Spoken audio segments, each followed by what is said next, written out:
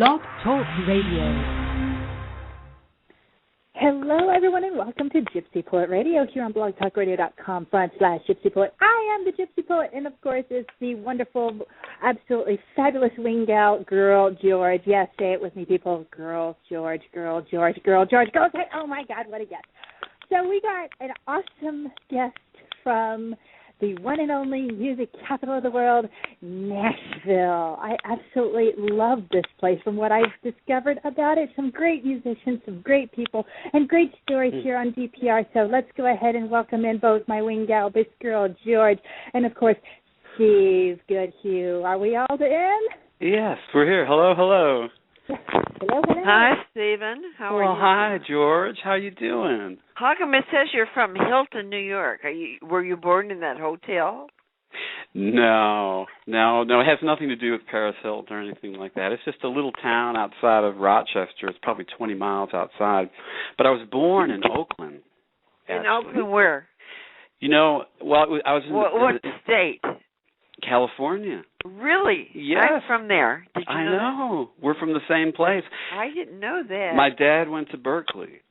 And really? Yeah. That's where I'm at right now is Berkeley. Really? See, now if we hadn't moved, we'd be pals in Berkeley right now. So. Yeah, but now you're a Nashville cat. Huh? Yes. How long you been in Nashville? I've been here since, 1978. Long time. Yeah, that was after I left. I left in 73. Right, 73. So I missed you here, you were too. a baby then. I was just a little poke, 19 years old. So how many instruments do you play? Well, I can kind of play almost everything, but I'm not a virtuoso. Anything with strings or keys I can play.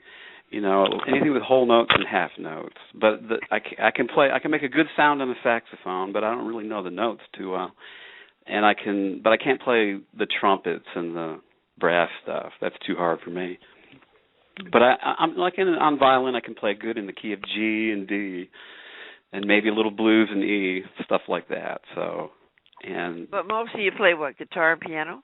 Yeah, guitar and piano is kind of what I'm probably the best at. So, and drum, I played a lot of drums. For some reason, I ended up playing the drums for people. So, and I do okay there, I think. So. How did you end up getting married on April Fool's Day? Well, that's kind of a good story because. We were going to go on our honeymoon in Paris. We had that plan. We were going to get married there, but you can't get married in France unless you jump through a bunch of hoops. And we only had a week before we were going to get on the plane and go. So I told Annie, it'd be kind of great to get married in the Ryman. And she goes, oh, that'd be great. So we came up with this idea that we would go on the Saturday morning tour. And we'd bring our portable priest with us. We and dress up and a couple friends. We had a friend that filmed it, Rick Hawkins and Sam Baker, my good friend. They came and when we got inside, they were doing the rehearsal for Prairie Home Companion with Garrison Keillor, and we thought, oh boy, now what do we do now? So. I went up and I asked the stage manager and I said, would it be okay if we got married? And he was like, great idea. and so they were rehearsing and then they took a break and he was on his headphones and he goes, okay, wedding, and pointed to us. So we got up on stage and Chet Atkins was on the show and he played the wedding march for us. It was great. Oh, that's awesome. We got married right in front of the tourists that were there and the piano player played a little bit too and then after that the next person on the show was Nancy Griffiths and she came on and sang the song, this old country song, Are You Tired of Me, My Darling, which was kind of odd, but it was like she kind of was singing at our wedding, and we actually saw her later. We had a reception at Tootsie's, and George, you remember Tootsie's, right? Yeah, my name's on the wall somewhere there. Oh, well, I'm going to have to find it because we scratched our name in there, too. And, we invited some friends. We had a really good singer here, Paul Birch, sang at our wedding, and Paul Niehaus. And you sang at the wedding. I see pictures. Yeah, I kind of did one song, and that was the only one that didn't get on the video. I didn't get that in the wedding video for some reason. Boy, your wife sure is pretty. I see Yeah. pictures of your wedding. She is so pretty. She got such a great smile, and you guys are still happy after all these years. It's amazing. I don't know. It's all her fault, I think, really. Yeah. Yeah, What sign is she's your a real wife? doll. What sign is your wife? When's she born? She's a Scorpio. Me too. Oh, yeah. There we go. That's right. You are a Scorpio. Yeah, November. What's her birthday? 5th. November 5th. Oh, mine's October 29th. That's a good match, Cancer and Scorpio, both water signs. I think there is something to that, Yeah. So, but we do really good. We lived for 10 years. We lived in a one-room apartment, so we knew that we were going to be okay. That's And pretty close. yeah, and now we've got 4 rooms, which we're still pretty cozy. But yeah, I So think you've she been looks together 28 years now. 28 years, right, Wow. and married for 18. And, yeah. Okay. I think she looks a little like Emmylou Harris. I used to call her Emmylou. I worked in a record store on West End called Katz Records. It was the big record store at the time. It was the only record store in town at the time. And she worked next door at the Quick Sack. She was like fresh out of college, and she came down and then she was working there, and so that's how we met over the counter. So at that Cat's place, you met a lot of musicians, didn't you? Because you did big deals on them. Yeah, they were that was the only record store around at that time, and what was great about it was the manager there, Steve West. He was a real impresario. He had a club later on called 328 that was probably the biggest club in town. That sort of came a little later, but he got into putting shows on in the parking lot, and that was just when the sort of the rock bands showed up in Nashville out of nowhere. They just sort of sprung up, and it was kind of spearheaded by Jason and the Scorchers, and we had some famous shows in the parking lot with them, and the Practical Stylists and Bill Lloyd and Raging Fire, and that was kind of the rock era, when the rock era started in Nashville. I think it was like 1980. Did you run across Dylan? Did you run across Dylan? Mm-hmm. Well, I ran across Dylan in the Country Music Hall of Fame. He was. Yeah, you worked there too, right? Right. Yeah. I I started as a tour guide there. That was after Cats, and then I worked downstairs at the Country Music Foundation, which is the organization that runs the Hall of Fame. And downstairs they have all the archives. It's kind of a music library, and people will come down there like Peter Grelnick and Colin Escott. They would come down there and do research. There was all the country records are down there. Actually, George, you probably got some of your songs are probably down there somewhere. Pictures more likely. I'm sure they just collect everything. Lots of pictures of us in Nashville. Yeah, I'm sure that they've got a nice little archive down there, and all the old guitars, the great guitars. And it was below the museum that used to be on Music Row. It's changed now. It's downtown, a much bigger place, but it was like a barn that was at the end of Music Row. And everybody knew I was a big Dylan fan, and I was working downstairs, and this girl from up front called down and says, that guy you like, Bob Dylan's up here. And I thought, well, I thought it was a joke. I thought it was, my friends were joking. But just in case, I better go up and check it out. So I went upstairs, and I took the long way around the museum. And the way it's set up, there's a place, when you first come in, there's these kind of dioramas that show the old Opry. And I just came around the corner, and just by coming around the corner, I was shoulder to shoulder with Bob Dylan, and he was wearing his hoodie, had his hoodie on, he has Ray-Bans, and his rattlesnake skin boots. I was looking right at his boots because I couldn't really look up. And I finally looked up, and I think I got a Hey Bob out or something, and he kind of looked me over, had his hand on his chin. He kind of looked me over, and so I went running downstairs and told my supervisor, is Jay Orr down there. I used to work for him, and he didn't believe me either. And finally he believed me, and then everybody just went crazy, that he was up there. And everybody came out like they had something to do, in the museum. And just to go look at him, and Jay, later I found out I cleaned my glasses. I had like a little piece of tissue paper hanging on my glasses, and I think that's what he was looking at, when he was looking at me. So, but he was kind of nervous when he came in, but he got in a real good mood after that. So maybe I kind of broke the ice for him, and he seemed like he was in a good mood. He was real happy to see Graham Parsons' guitar in there, and then he went into the bookstore and he bought some. He kind of picked out some songbooks from Jimmy Rogers and people like that, and then people started to recognize him, and he was gone like lightning after that. That was pretty exciting, We had a lot of people. Did you meet Johnny Cash? Johnny Cash had an exhibit when I was there, and it was just a special Johnny Cash exhibit. They would feature, they still do that. They'll feature somebody like Patsy Cline or Johnny Cash, and he would come in the morning and check on his exhibit, and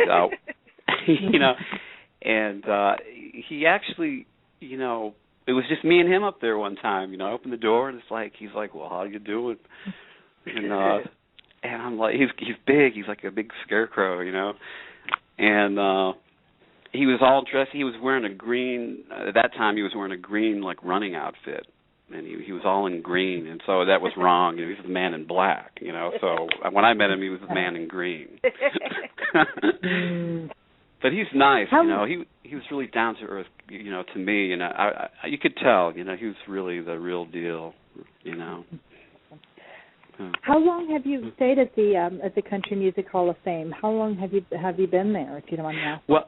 Well, I'm not there anymore, but I think I worked there from, was it like it's been a while, 1986 to like 1990, I think. And then I worked in, I worked for BMI for a while, and I worked in the public libraries too, because when I was down at the Hall of Fame, I was a library person, so I learned how to do all that down there. So what did you do at BMI?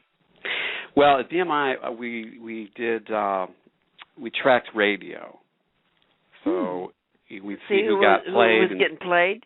Right. So you see who got played and who didn't get played, so we could tell who made all the money.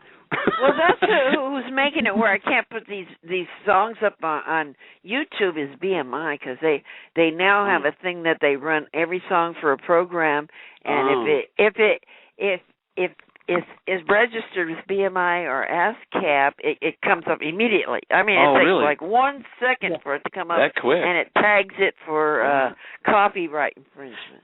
I didn't know that, Maybe I should go down. I know some people down there. I'll go down there and make a stink or something for you, but...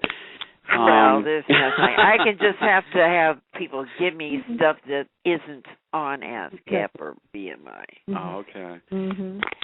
That one you gave me about the two clowns. How did you write that one? That one's really bizarre.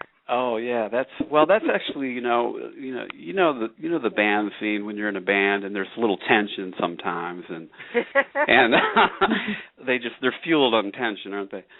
But that one's actually about a little bout with a band member, and I think we kind of let him go, and then we had a really good show. I think it was across from 12th and Porter there, and I met him in 12th and Porter, and we had a little scuffle, and I said, the thing that made him pop was I said, your mother wears army boots, and he just went crackers, And so we had a little scuffle, and that's and I realized later, I thought, well, it takes two clowns to make a circus, takes two, and it wasn't just his fault, I'm sure it was half my fault. So one about the hotel, but you said your wife hated it, so I didn't want to use that one. You said you used to write new songs every week? That's what I do every week. Well, I can. I ever since I was a kid, I wrote songs, when I was 11, and I probably could write a song all the time if I had to. Well, you should. Just keep in practice. Yeah, put it up on Facebook. That's what I do.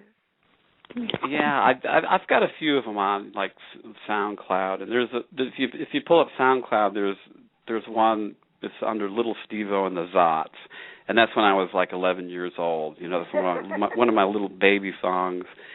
And but the Elmhart Hotel was at the end of my street, and when I lived in Hilton, but I lived on the Lake Ontario, kind of a block away from Lake Ontario. I could see the lake from my house, and we lived on this big bay, also that went into the lake.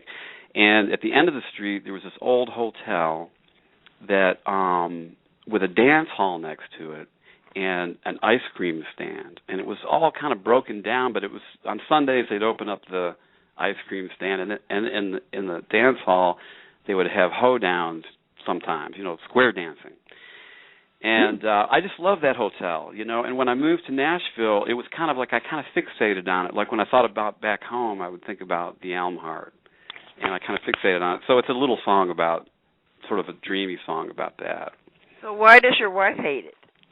Well, actually, no, she doesn't hate that one. She likes that one. She doesn't hate any of them, but... Well, you said she did. Well, there's another one, the Valentine Brothers. That's a little bit... It's just a little bit long and maybe a little bit silly, I guess, but... I thought it was the hotel one she didn't like. No, she likes that one. She likes them all. That's what she tells me. Does she write too? No, she doesn't, but she plays she's kind of learning how to play the mandolin, and she's got a nice voice, actually. I've got her on one song. I've taped her on one song that she does a little part that's real nice. So she has. Does she work? What kind of work does she do? Well, she's getting ready to retire in a month, and what she did for the last 20 years was she worked in water pollution control, and she had the greatest job where she'd go out and monitor all the streams in Middle Tennessee, and she was the only person that did that. Yeah, she'd go out there and just collect bugs and make sure and look at them under the microscope. But she had a great job. She kind of worked her own hours. A marine biologist. Right, kind of. Yeah, she was a biologist. My daughter wanted to be when she was little. Was a marine biologist. Wow, she didn't do that, but that's what she wanted to do. Yeah. So how many bands have you been in? I've been in a lot of bands, that I don't know if anybody's ever seen them, but, we've had some good ones, though, and some of them I was only in for, like, maybe a half hour. I was in this one band in Alabama called the Primatons, and a good friend of mine lived in Birmingham, and he said, "Come on down, Steve, we got to do this tour. You got to come down and play." And they had a record out. If you ever get a chance to pull up the Primatons on YouTube or whatever, they were a great band, and they were recorded by Mitch Easter, who did REM. So they had a really nice record. And this friend of mine played the drums, and they said, "Come on down." And I went down and rehearsed with him, and I think we might have played like a record store or something, And then Bob Dylan was on TV one night, and I said, "Oh God, I got to see Bob. I got to see Bob." So we all went over to the lead guy's house, and I don't think he liked Bob, So he was, while we were watching him, he was kind of like, railing him, and then we got into a big argument: who was better, Bob or Lou Reed? And and that was it. I was out of the band,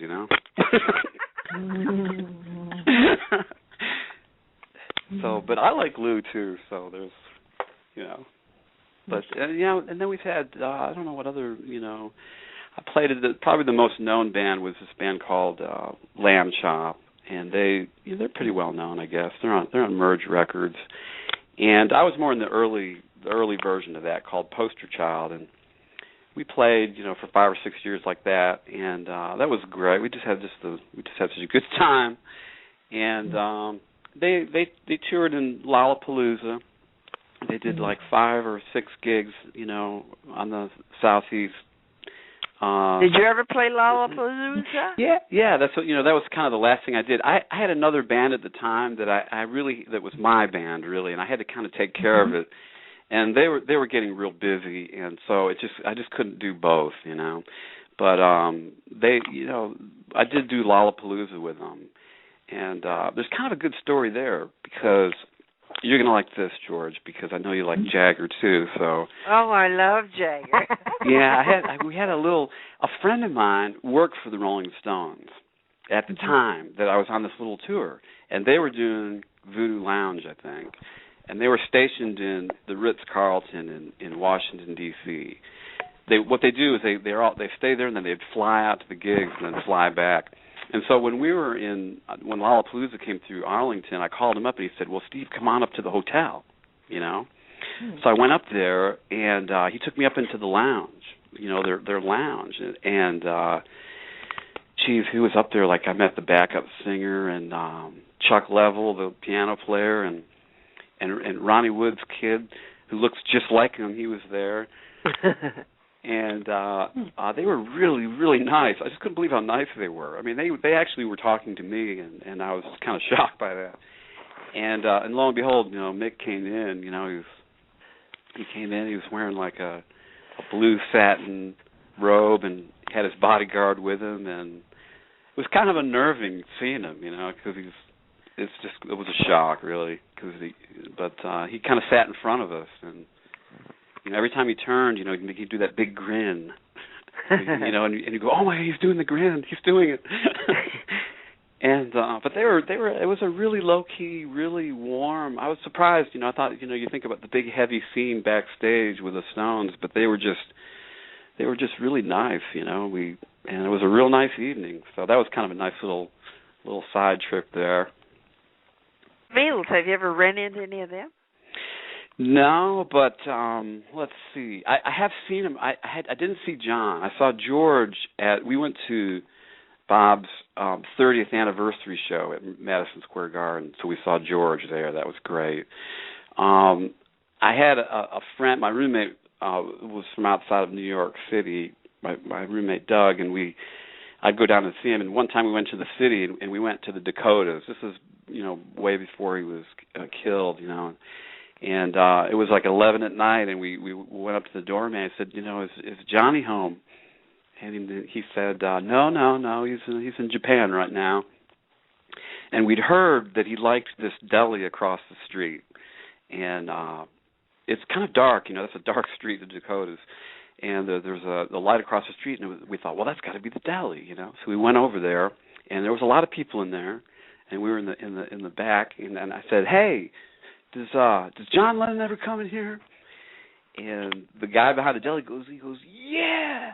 And man, he's a great guy, and they just loved him. So, yeah, that's my John Lennon story. That's about as close as we got to John. I ran into Ringo once at a party in Nashville. Really? I snuck into the Grammys once, and I just went there, and I was in the parking lot. And we ran into some guy that we knew from the Pancake Man. And he says, you got tickets? I said, no. And he said, so I got a whole bunch. He had a whole handful of them. He just went out to get his cigars. So I walked in with him. He flashed the tickets. And then he said, see you later. And I was on my own. And then I ran into Shadow Morton. You know who Shadow Morton is? I don't know him. Well, he's an engineer and a producer, and he also wrote Leader of the Pack. Okay. Anyway, I ran into him in the elevator, and he says, you want to go to a party? I said, sure. And so we went to the King of the Road motel, whatever, King of the Road thing. And and there was a party up there in a suite, and there was Ringo Starr sitting there, and Nielsen was in the other room. Really? And I went in the other room, and Nielsen started talking to me because I had a sword on in those days, you know. Oh, yeah. Well, he probably just what's the sword for? Blah, blah, blah, blah. Yeah. So I ran into Ringo Starr at that party. And today's his birthday, by the way. Yes, it's Ringo's birthday. I remember that. That's right. I think he's 70 today. He was here, or maybe more than that, he's because at least he's 71. older than me. He was the oldest of the group, so he's probably about 73 or 4. Yeah, I think he celebrated his 70th birthday in Nashville, because we found out later that he came, you know, downtown by the riverfront. He actually came out to a crowd, and they kind of celebrated it live, and we found that out later, so we could have gone down to see him. Well, he's a cancer like you, so he's very friendly. Yeah, he's a nice. Yeah, I'm sure he is. He's a nice guy. All of cancers, you know, you just can't get enough of us, really. Chris Christopherson too is a cancer. Everyone loves Chris. Did you ever meet Chris? No, I haven't, but I've seen him a couple times. I know him. He's very sweet. Everyone loves him. You know, when you were here, you know, was it really bustling downtown? I mean, was it a good place to go downtown? Or? Well, when I first came there was in 1971, and it was country. There was no rock and roll. There was no lawn care. There was everyone trying to get a country contract. Everyone was trying to out-country each other. And then after we were there a couple months, the Red Dog Saloon opened up, and bam, all these long-haireds came out of the woodwork, and the kids from the colleges were waiting for that to happen. In 71, sure. Shit, they were already, come on, where's the hippies? So all the college kids came out of the woodwork, and everyone had long hair, and the Red Dog Saloon was just kick-ass rock and roll. I mean, really kick-ass, left wing as far as you could get, So it was perfect for us. And so we were, we were riding high. They were writing full-page stories on us in the Nashville, Tennessean, and we were just going crazy. You see, you were the first rockers, because when you were gone, when I got here in '78, all that was kind of gone, and downtown was really shut down after fell I down. left. It was only going while I was there. You came in and you left with it. 71 to 73. Then I went on the road with Dr. Hook, and then after we got off the road, Star quit. And Star went back to Nashville, and she'd married our guitar player. So she went back to Nashville and changed her name to I don't know Nana or Nana, something like that. Thompson, Nana Thompson, Nana, whatever. So anyway, she went back there, and I came back to San Francisco. And then I heard after I had left, it went back to being country because they didn't want rock and roll there. They wanted it to be country, that's where their money was. Yeah, they would never let us break out of there, because they didn't want to blow their cash load of we are the country thing of the world, So they buckled it back like down after we left. Yeah, it's still like that in a way. I mean, you can't really think of a big rock act that's come out of Nashville. I mean, there's been some great things, but there's been rock acts that goes there and record like Dylan or the Beatles and stuff, but they were already rock somewhere else. They didn't come out of there. They don't want rock to come out of there. now Shel Silverstein, I actually worked in this place. They called it the Rock and Roll Hotel. And it was a private hotel for like entertainers that were coming through, like AC/DC would stay there, I remember, and Van Halen. And I worked in the kitchen, and Shel lived there. He lived there, and he would come down in the morning and look and see what we were cooking. He'd come in barefoot in the kitchen, and then he drew his, so I guess he was working on his books, but he'd have his drawings out in the restaurant on the tables, and he would draw right out there. It was kind of a private deal, so there weren't a lot of people there, but we could walk by and I could see Shel working on his books. Shel is the one that got us with Dr. Hook's producer. He had seen us at the Red Dog, and he had hated me for years because we got in a hassle when I first got there. And so anyways, Vince Matthews drug him into the Red Dog to see us play, and once he'd seen us play, which was about a year after we met him, he says, I haven't been so impressed by an act since I seen Elvis the first time. He says, you shouldn't be with Pete Dreg. You should be with Dr. Hook's producer because he knows crazy people, and you guys are crazy. So we broke contract with Pete Dreg and signed with Dr. Hook's producer and went on the road with him. So we knew Shel Silverstein. We knew him. We're now down to 2 minutes. Down to 2 minutes. Oh, no. Yes. Yeah.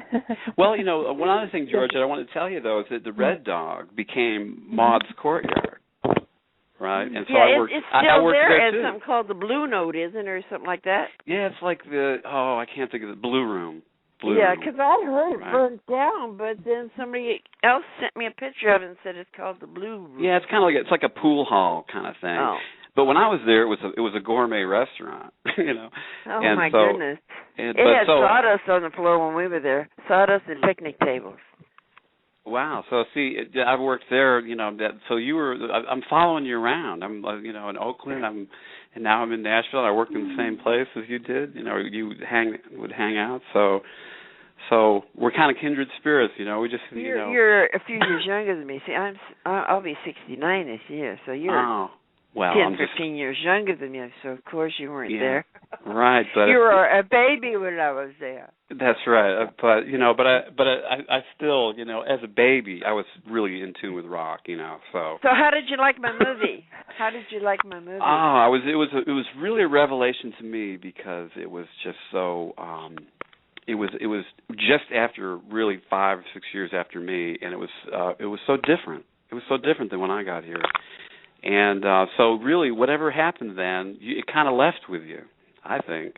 Mm-hmm. And it took a little while for something else to come along. It was kind of like a dark wind blowing through town when I got here, and there was only one rock band, Dave Only and the X-Rays and Marshall Chapman, and that was it, really. There just wasn't a lot going on. Well, I came back to San Francisco, and then the punk scene started, so I was like right at the head of the punk scene. Yeah, you're the original punk, And that kind of worked for me because, I'm loud and obnoxious. Anyways, I hate to tell you this, but we are just about out of time here on Gypsy Poet Radio. What a great half hour it was to listen in on great stories, very, very enriching tales of your adventures from all over the place, all the way from Nashville to being from Oakland, and having so much in common with Girl George. It's like it seems like she makes it go. Great talking to you, Stevie. Oh, so good talking to you, and hopefully we'll meet up, sometime. Yeah, come on down to Berkeley. I'm there. Actually, Don Oberg. Okay, guys. I was going to say, have a great afternoon, and thank you, Stephen, so much. Please check him out on Facebook when you can, Stephen Goodhue. I'll be posting links later on this afternoon. Girl George, it was a blast, as always, and I hope that you all tune in even afterwards, and that it's going to be archived within minutes after the show is over. So this is the Gypsy Poet on Gypsy Poet Radio saying adieu for now. Ciao. Ciao for now. Bye-bye. Everybody's crazy but me. Everybody's nutty as can be. Sell your soul for what you think you need.